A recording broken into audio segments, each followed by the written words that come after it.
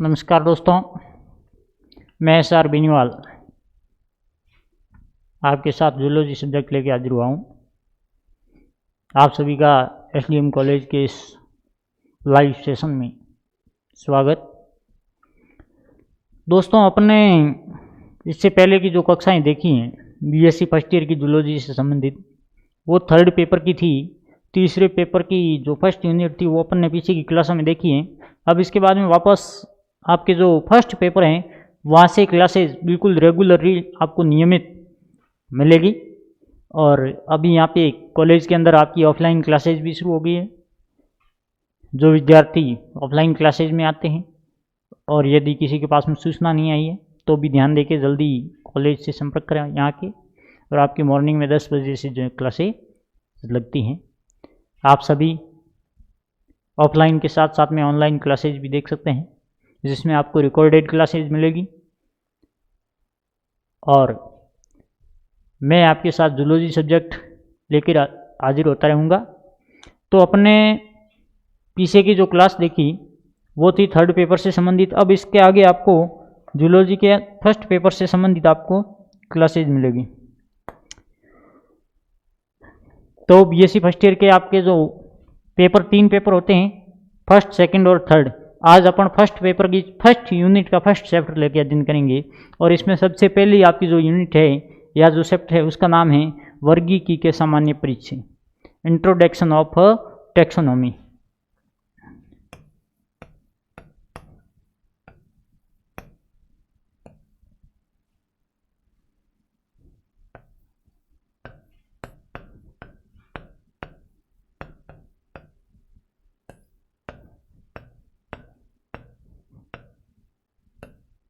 वर्गीकी के सामान्य परिचय।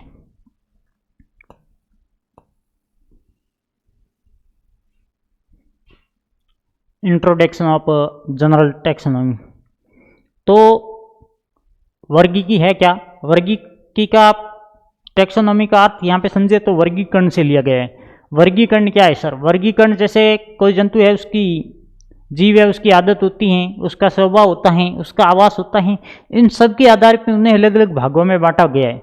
अब मैं स्वभाव की बात करूं, आपके स्वभाव, आदत, आवास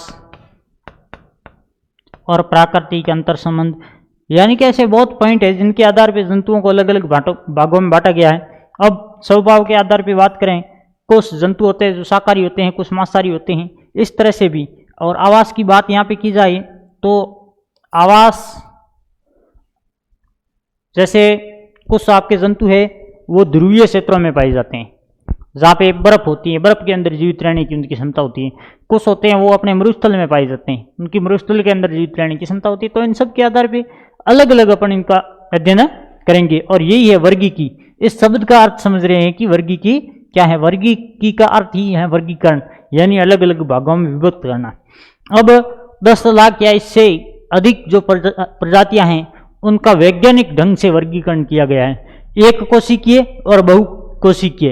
एक कोशिकीय वे जीव जिनमें एक ही कोशिका पाई जाती है, शरीर के जो सारा सिस्टम संचालन करती है वो एक ही कोशिका करती है। बहुकोशिकीय का अर्थ है वे प्राणी, वे जीव जिनका शरीर 2 या 2 से अधिक कोशिकाओं से मिलकर होता है, बना होता है, वो बहुकोशिकी के अंतर्गत आता है। तो अब यहाँ पे अपन बात कर रहे हैं कि जो वर्गीकी है वो वर्गीकरण के लिए काम आती है। वर्गीकी शब्द का सर्वप्रथम प्रयोग किसने किया?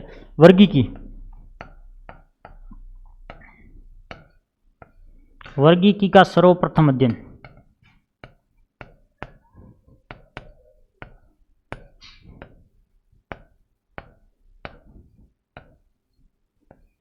अरस्तु ने किया। किसने किया? अरस्तु ने। इनका है जो सर्वप्रथम वैज्ञानिक अध्ययन किसने किया? अरस्तु ने किया। इसलिए वर्गीकी का जो पिता या जनक कहा जाता है, क्या कहा जाता है? पिता या जनक किसे कहा जाता है? अरस्तु को कहा जाता है। और इन्होंने एक अपनी पुस्तक लिखी थी, हिस्टोरिया एनिमेलिया। क्या थी? Historia animalia.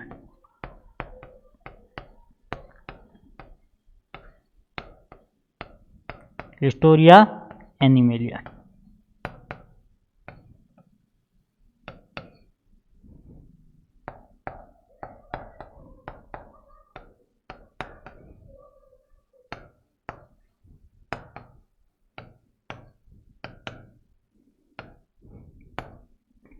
ये अरस्तु की किताब थी।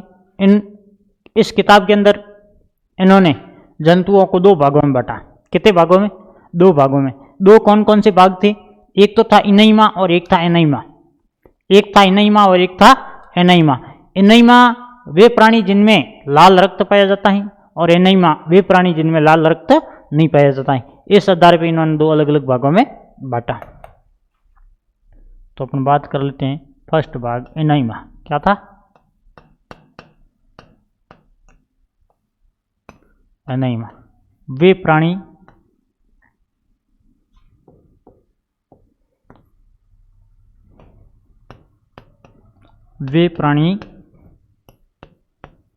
जिनमें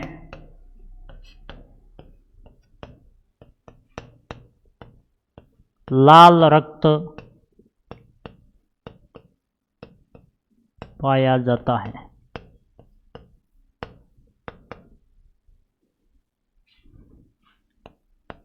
नंबर 2 एनाइमा।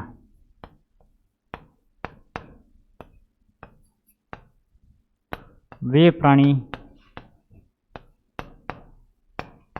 जिनमें लाल रक्त नहीं पाया जाता।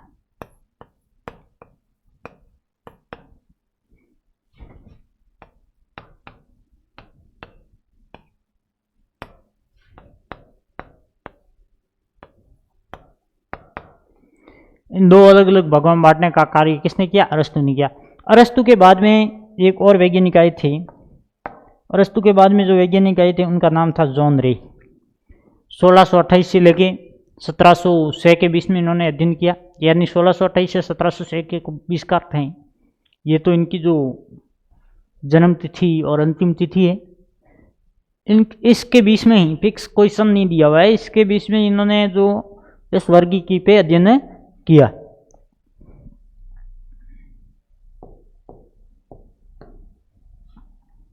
तो अगला क्या आ जाएगा? जॉन रे। अगले वैज्ञानिक है जॉन रे। तो अरस्तु के बाद में जो सेकंड नाम आता है ये नाम भी उपयोगी है। जॉन रे ने भी एक पुस्तक लिखी थी। उसका नाम था हिस्टोरिया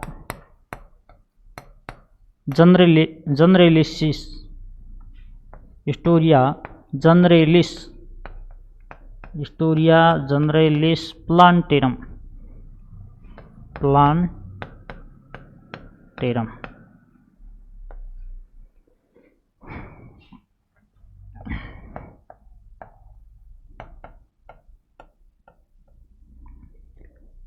जॉन रे ने जंतुओं का जो वर्गीकरण किया था वो 3 भागों में किया था, जाति, वंश और कुल। कौन कौन सा? जाति, वंश और कुल।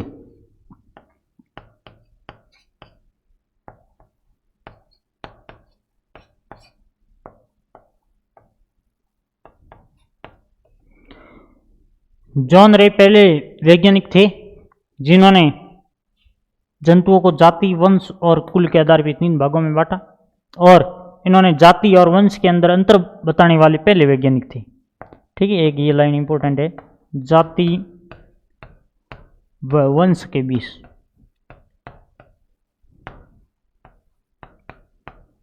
बीच अंतर बताने वाले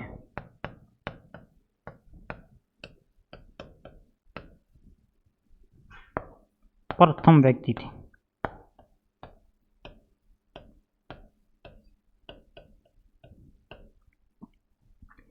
जाति और वंश के बीच में अंतर बताने वाले प्रथम व्यक्ति कौन थे?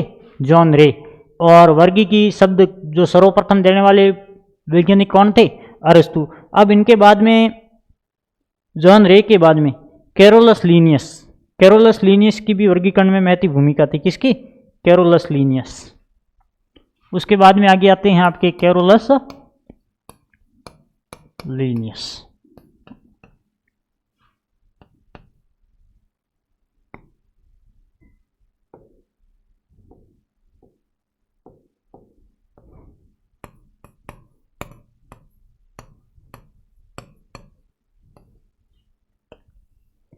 कैरोलस लीनियस ने वैसे तो द्विनाम पद्धति दी है, उसका दिन अपन आगे करेंगे इसके बाद में।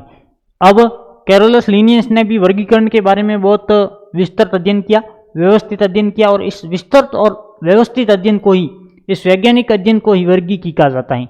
नहीं तो ऐसे साधारण वर्गीकरण को वर्गीकी के अंतर्गत नहीं रखा जा सकता है, लेकिन जो व्यवस्थित होता है, जो वैज्ञानिक होता है, उन आंकड़ों को अपन क्या कहते हैं, वर्गीकी कहते हैं। और इनकी एक जो पुस्तक थी उसका नाम था सिस्टेमा नेचुरी। क्या नाम था?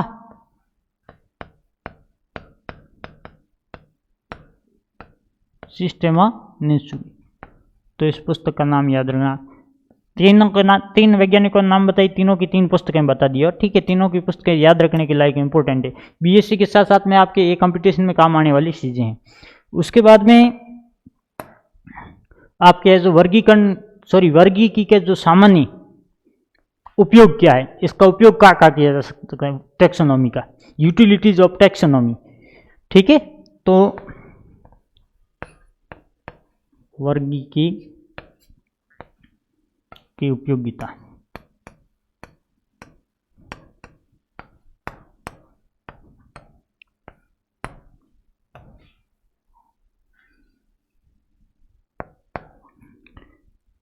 वर्गीकी की जो पहली उपयोगिता है वो है जंतुओं का वर्गीकरण और नामकरण। जंतुओं का वर्गीकरण और नामकरण, मैंने आपको बताया कि लाखों की संख्या में एक कोशिकीय और बहुकोशिकीय जीव पाए जाते हैं। तो यदि ये वर्गीकी नहीं होती, टैक्सोनॉमी नहीं होती, तो अपन अलग अलग नाम जैसे नहीं बुला सकते थे। इनकी अलग अलग जाति, अलग अलग नाम इनके आधार पर जाना जाता है। तो पहला उपयोग क्या हो जाएगा, वर्गीकरण। वर्गीकरण का अर्थ है अलग अलग भागों में बांटना, वर्गीकरण तथा नामकरण।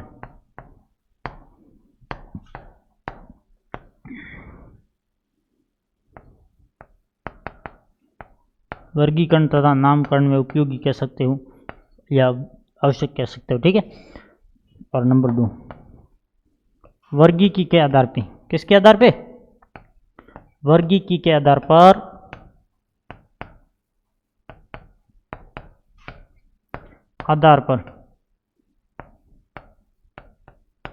जीवों के अंतर संबंधों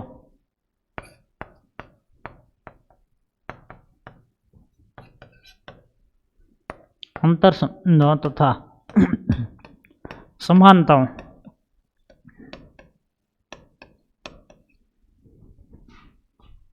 अंतर संबंधों तथा समानताओं का अध्ययन किया जाता है।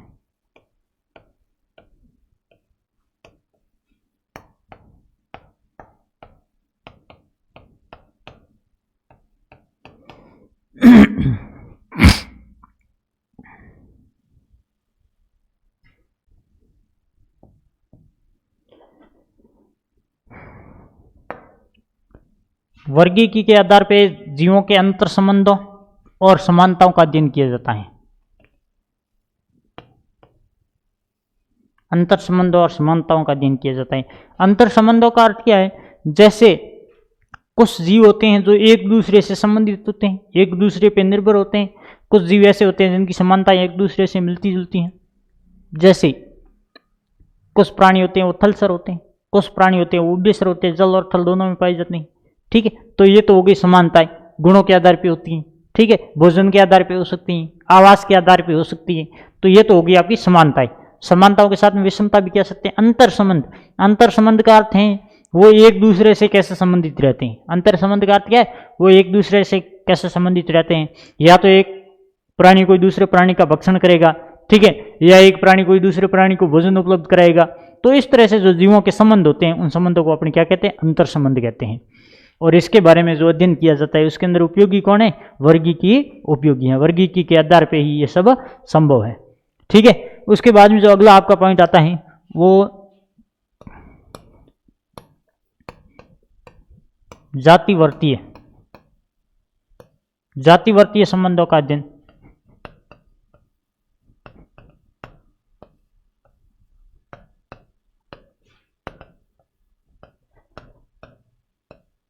जातिवर्तीय संबंधों के अध्ययन का अर्थ है कि जातियां हैं वो एक ही जाति के जो प्राणी हैं वो एक दूसरे के ऊपर कैसे निर्भर हैं, इसके अंतर्गत जो अध्ययन किया जाता है वो हो जाएगा जातिवर्तीय अध्ययन।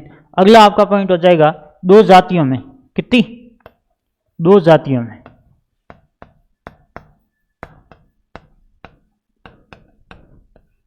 दो जातियों में तुलना कर सकते हैं, दो जातियों में अंतर कर सकते हैं, दो जातियों में समानता क्या क्या है वो देख सकते हैं, दो जातियों में भिन्नताएं क्या क्या है वो देख सकते हैं।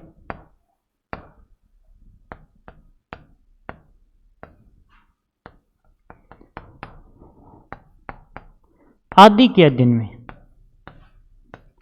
अध्ययन में उपयोगी जो है दो जाति, जैसे कोई भी दो जातियां अलग अलग हैं, वो एक दूसरे का कैसे सहयोग करती हैं, कैसे एक दूसरे का भक्षण करती हैं, या इन दोनों में कौन से गुण समान हैं, या वे कौन कौन से गुण हैं जो उन दोनों जातियों को अलग करने का कार्य करती हैं। इस तरह का जो अध्ययन है वो अपने इस तरह के अध्ययन में सहयोगी कौन है? वर्गीकी। अगला पॉइंट,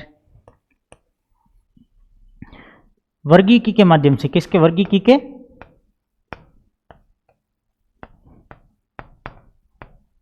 माध्यम से नई जो जातियां होती हैं, नई जातियों की रूपरेखा तैयार करने में,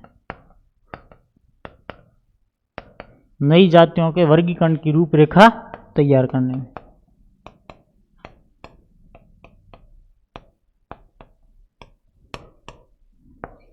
ये सब किसके उपयोग है?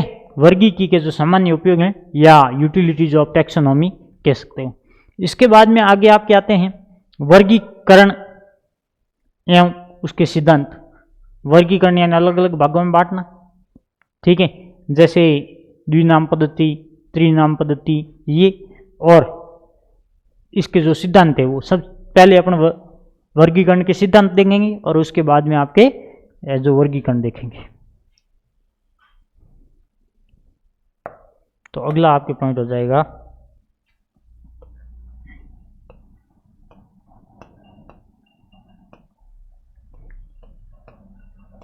वर्गीकरण के सिद्धांत।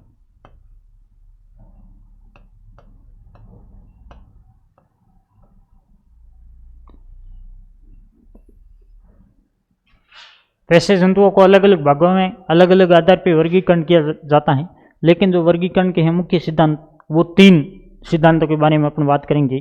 सबसे पहला आपके सिद्धांत, तीन सिद्धांतों के बारे में बात करेंगे। तीन सिद्धांतों में सबसे पहला सिद्धांत कृत्रिम सिद्धांत। कौन सा सिद्धांत?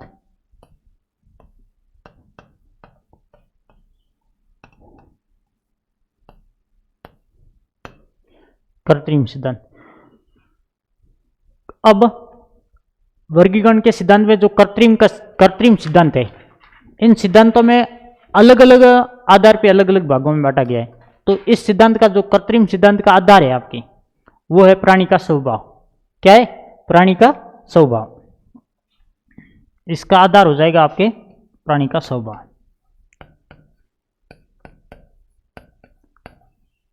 प्राणी का स्वभाव, ठीक है।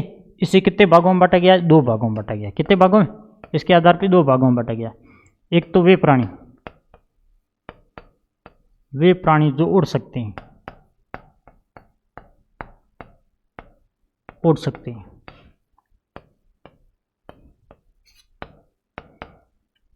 और दूसरा वे प्राणी जो उड़ नहीं सकते,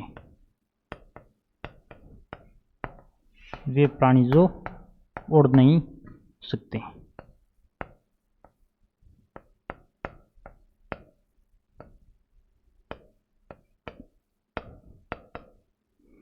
ये कोई प्राणी का उड़ सकना या प्राणी का उड़ नहीं सकना वैज्ञानिक आधार नहीं है, लेकिन इन्हें दो भागों में बांटा गया है और न ही कोई इनका स्पष्ट नाम दिया गया है। जैसे लाल रक्त पाया जाता है या लाल रक्त नहीं पाया जाता है, उसके आधार पर दो भागों में बांटा गया था। वहाँ पे तो नाम था, एक था एनाइमा, एक था एनाइमा, और यहाँ पे ऐसा कोई विशेष नाम भी नहीं दिया गया है और नहीं इसे अपन कोई वैज्ञानिक आधार मान सकते हैं। हाँ ठीक है, दो भागों में बांटा गया है, दिया हुआ है तो याद रखना है, ठीक है। वर्गीकरण के जैसे क्वेश्चन ही आ गया, वर्गीकी का सामान्य परिचय दीजिए। सामान्य परिचय के अंदर जितना मैटर आपको आता है, जैसे 250 की शब्द का क्वेश्चन आता है आपके, या 500 शब्द का आता है, तो उसके अंदर थोड़ा बहुत एक दो पेज तो लिखना पड़ेगा। तब ऐसे आपको पॉइंट वाइज, कॉन्सेप्ट वाइज लिखना है, ठीक है। ये बात आपको ध्यान में रखनी है। या कृत्रिम सिद्धांत के अंदर क्या है क्या नहीं है ऐसा पूछ सकते हैं। कृत्रिम सिद्धांत किसके आधार पर दिया गया है? तो कृत्रिम सिद्धांत प्राणी के स्वभाव के आधार पर दिया गया है। किसके आधार पे? प्राणी के स्वभाव के आधार पर। यह बात याद रखने वाला पॉइंट मुख्य यही है। उसके बाद में अगला जो आपके हैं वो है प्राकृतिक सिद्धांत। कौन सा?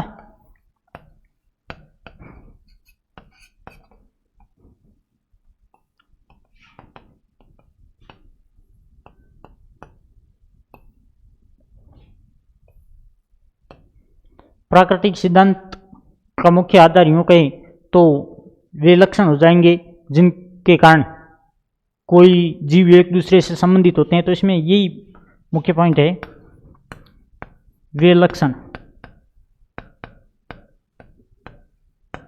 लक्षण जो प्राकृतिक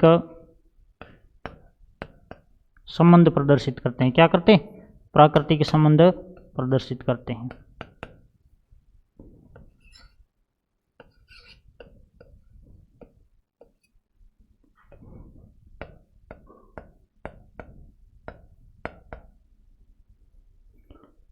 या वे प्राणी जिनके वंशज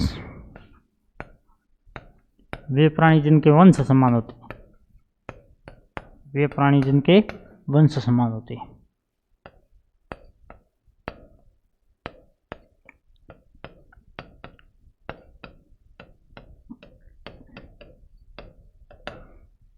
ठीक है। प्राकृतिक सिद्धांत के अंदर वे लक्षण जो प्राकृतिक संबंध प्रदर्शित करते हैं या वे प्राणी जिनके वंश क्या होते हैं? समान होते हैं। उसके बाद में आपका जो तीसरा आता है वो है जातिवर्ती सिद्धांत। कौन सा है? जातिवर्ती सिद्धांत।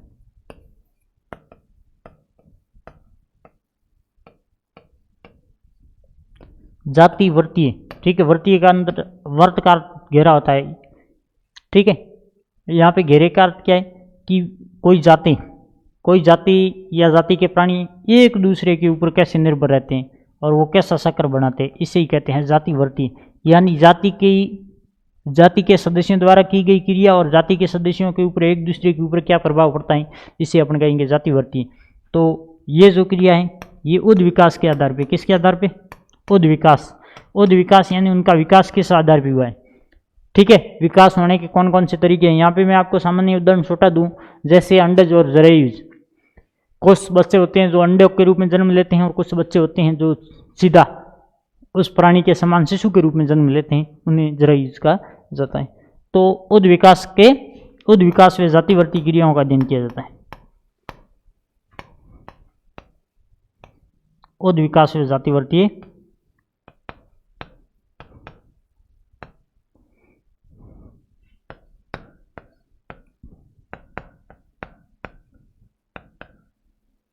उद विकास व जातिवर्तीय क्रियाओं के जो संबंध है वो देखे जाते हैं। ये था आपके जो वर्गीकरण। इसके बाद में आगे नामकरण आएगा। नामकरण में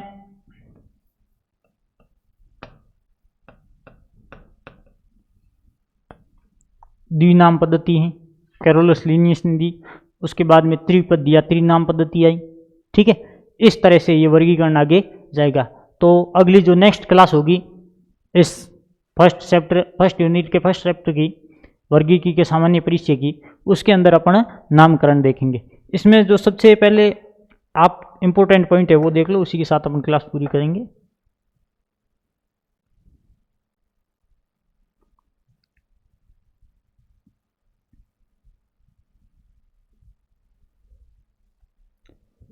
वर्गीकी के सामान्य परिचय में सबसे पहली जो बात है आपकी, वर्गीकी का जनक कौन है? अरस्तु है। सबसे पहले इन्होंने वर्गीकी दिया और हिस्टोरिया एनिमिलिया नामक इनकी पुस्तक है, ठीक है। और इन्होंने 2 भागों में बांटा, इनेमा और एनाइमा, ठीक है। प्राणियों के कितने भागों में बांटा? 2 भागों में। उसके बाद में आपके आ जाएंगे जॉन रे। कौन? जॉन रे ने जो पुस्तक लिखी है वो हिस्टोरिया जनरलिस प्लांटेरम है। और इन्होंने किसके बीच में अंतर बताया? जाति और वंश के बीच में अंतर बताया और इन्होंने 3 भागों में बांटा, वो आपको सामने दी हुई है, ठीक है। तो ये बात आपके मुख्य है। उसके बाद में कैरोलस लीनियस की जो पुस्तक है ये बड़ी इंपॉर्टेंट है, ये ध्यान रखना, सिस्टम नेसुरी। और उसके बाद में वर्गीकी की उपयोगिता, कहाँ कहाँ अपने वर्गीकी काम आती है। सबसे पहला है नामकरण में उपयोगी, फिर जीवों के अंतर संबंध है वो जानने में, फिर जातिवर्तीय संबंधों को जानने में, तुलना करने में, और नई जाति जो उत्पन्न होती हैं उनकी रूपरेखा तैयार करने में या उनके वर्गीकरण में। उसके बाद आपके आ जाएंगे वर्गीकरण के सिद्धांत में पहला सिद्धांत आपके है कृत्रिम सिद्धांत। ठीक है, वर्गीकरण के सिद्धांत ये मुख्यतः कितने प्रकार के होते हैं? 3 प्रकार के। 3 प्रकार में पहला प्रकार है आप कृत्रिम सिद्धांत, उसका सब आधार हो जाएगा प्राणी का स्वभाव। उसके बाद में है प्राकृतिक सिद्धांत और अंतिम है जातिवर्तीय सिद्धांत। ठीक है, और जातिवर्तीय सिद्धांत है ये उद्विकास और जातिवर्तीय क्रियाओं के आधार पर अलग होता है। अगला आपका टॉपिक आएगा, क्या आएगा?